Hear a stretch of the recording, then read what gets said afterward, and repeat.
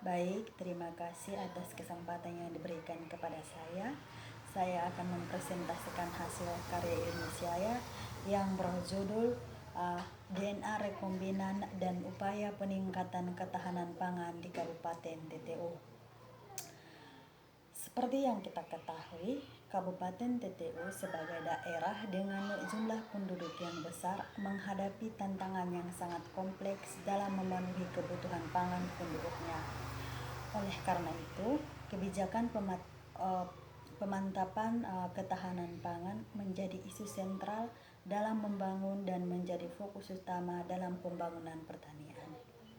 Nah, untuk meningkatkan kapasitas produksi pangan daerah tersebut, Kabupaten TTU masih memiliki potensi lahan untuk memperluas usaha tani.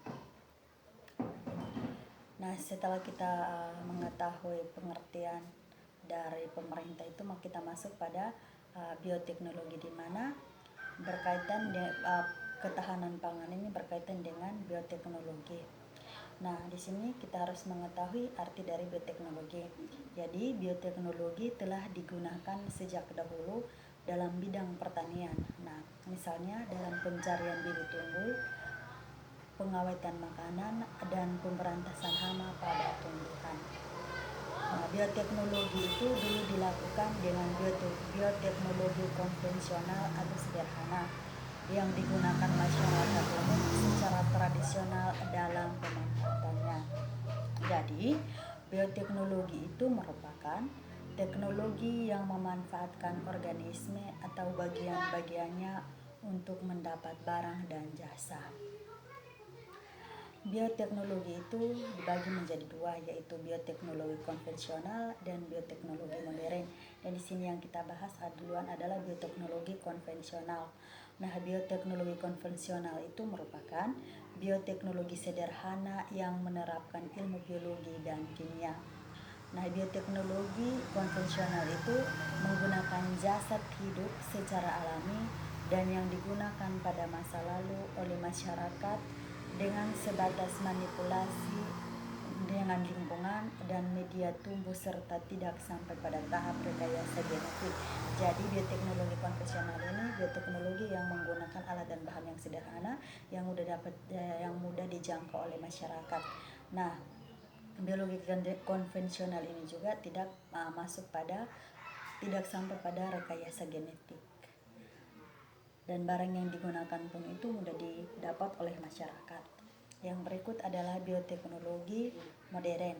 Nah, bioteknologi modern itu merupakan bioteknologi yang menggunakan teknik rekayasa tingkat tinggi dan terarah sehingga hasilnya dapat dikendalikan dengan baik. Nah, teknik yang digunakan adalah melakukan manipulasi genetik pada suatu jasad hidup secara terarah sehingga hasil yang diperoleh itu sesuai dengan yang diinginkan. Nah, biologi modern ini sudah menggunakan alat dan bahan serta melakukan uji coba. Nah, dan hasilnya itu juga dapat baik dan cara melakukannya itu secara terarah. Yang berikut adalah pangan. Nah, pangan ini merupakan kebutuhan mendasar bagi manusia untuk dapat mempertahankan hidup dan karenanya kecukupan pangan bagi setiap orang setiap waktu merupakan hak asasi yang layak dipenuhi. Nah, ketahanan pangan itu merupakan salah satu program utama Departemen Pertanian saat ini. Secara keseluruhan ada 3 program utama, tetapi di sini saya hanya menuliskan 2 saja, yaitu program peningkatan dan ketahanan pangan. Program peningkatan ketahanan pangan saja. Nah, ketahanan pangan itu diartikan sebagai terpenuhnya pangan dengan ketersediaan yang cukup, tersedia setiap saat di semua daerah, mudah diperoleh rumah tangga, aman dikonsumsi dengan harga yang terjangkau. Nah, program peningkatan ketahanan pangan itu merupakan fasilitas bagi terjaminnya masyarakat untuk memperoleh pangan yang cukup setiap saat, sehat dan halal. Nah, ketahanan pangan rumah tangga itu berkaitan dengan kemampuan rumah tangga untuk dapat akses terhadap pangan di pasar. Dengan demikian, ketahanan pangan rumah tangga itu dipengaruhi oleh kemampuan daya beli rumah tangga. Sejalan dengan itu, maka peningkatan pendapatan rumah tangga itu merupakan faktor kunci dari peningkatan ketahanan pangan rumah tangga di suatu daerah seperti di Kabupaten TTU saat ini. Nah, pemerintah juga harus memperhatikan upaya peningkatan ketahanan pangan dan bekerja sama dengan Menteri Pertanian dan bagaimana pemanfaatan secara baik dalam mengatasi permasalahan yang terjadi saat ini. Dengan solusi yang ada, maka pemerintah itu lebih mudah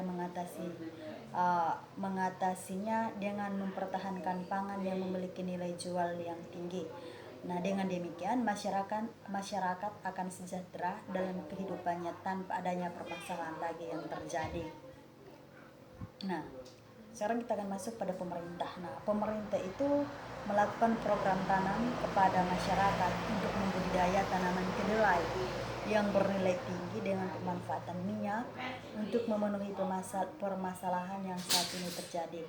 Tertutupnya akses pemasaran, maka pemerintah melakukan penanaman kacang kedelai sebagai ketentuan untuk mengatasi permasalahan yang terjadi. Mengapa di sini saya menggunakan kacang kedelai?